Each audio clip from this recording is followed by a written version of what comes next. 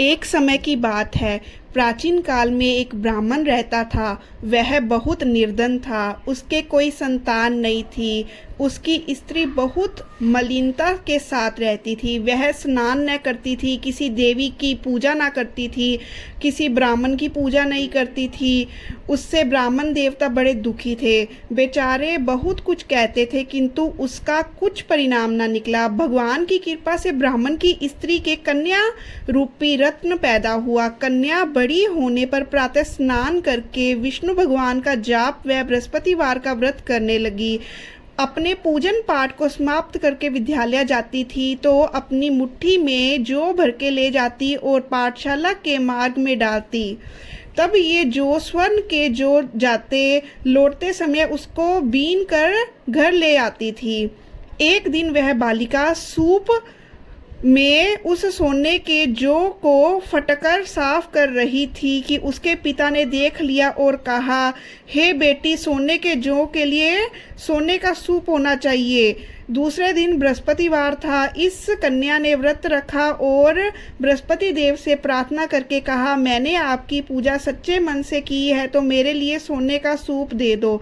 बृहस्पति देव ने उसकी प्रार्थना स्वीकार कर ली। रोजाना की तरह वह कन्या जौ फैलाती हुई जाने लगी। जब लौटकर जौ बीन रही थी तो बृहस्पति देव की कृपा से सोने का सूप मिला।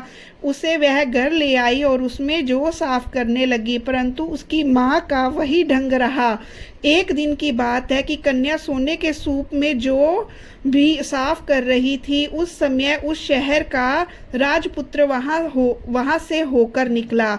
उस कन्या के रूप और कार्य को देखकर वह मोहित हो गया और अपने घर आकर भोजन तथा जल त्याग कर अफसोस होकर उदास होकर लेट गया। राजा को इस बात का पता लगा तो उसने प्रधानमंत्री के साथ उसके पास गए और बोले, हे बेटा, तुम्हें किस बात का कष्ट है? किसी ने अपमान किया या किसी कारणवश तुम उदास हो?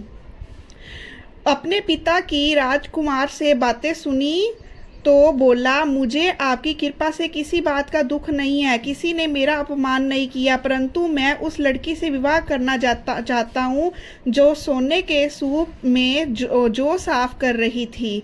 यह सुनकर राजा ने आश्चर्य में पड़ गया और बोला, इस तरह की कन्या का पता तुम ही लगाओ, मैं उससे तुम्हारा ब्याह अवश्य करवा दूंगा। राजकुमार ने उस लड़की के घर का पता बतलाया।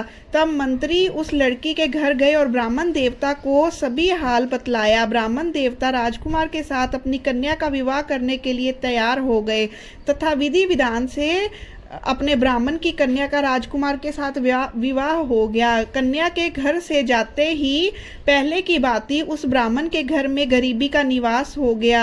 जब अब भोजन के लिए भी अन्न बड़ी मुश्किल से मिलता था। एक दिन दुखी होकर ब्राह्मण देवता अपनी पुत्री के पास गए। बेटी ने पिता की दुखी अवस्था को देखकर अपनी माँ का हाल पूछा। तब ब्राह्मण ने सभी हाल कहा। कन्या ने बहुत सा धन देकर अपने पिता को विदा कर दिया। इस प्रकार ब्राह्मण का कुछ समय सुखपूर्वक व्यतीत हुआ। कुछ दिन बाद फिर वही हाल हो गया। ब्राह्मण फिर अपनी कन्या के यहाँ गया और सारा हाल कहा और वह लड़की बोली, हे पिताजी, आप माताजी को यहाँ लेकर आओ, मैं उसे विधि बता दूंगी जिससे गरीबी दूर हो जाएगी। वह ब्राह्मण देवता अपनी स्त्री को लेकर पहुँचे तो माँ को समझाने लगी, हे माँ, तुम प्रातःकाल प्रथम स्नान आदि करके विष्णु भगवान का पूजन करो तो सब दरिद्रता दूर हो जाएगी। परंतु उसकी माँ ने उसकी बात नहीं मानी और प्रातःकाल उठकर अपनी पुत्री के बच्चों की जूठन को खा लिया। इससे उसकी पुत्री को भी बहुत गुस्सा आया और रात को कोठरी से सभी सामान निकाल दिया और अपनी माँ को भी बंद कर दिया।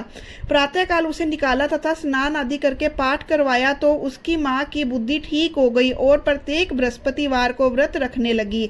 इस व्रत के प्रभाव से उसके माँ बाप बहुत ही धनवान और पुत्रवान हो गए। बृहस्पति जी के प्रभाव से इस लोक के सुख भोगकर स्वर्ग को प्राप्त हुए। बोलो विष्णु भगवान की जय।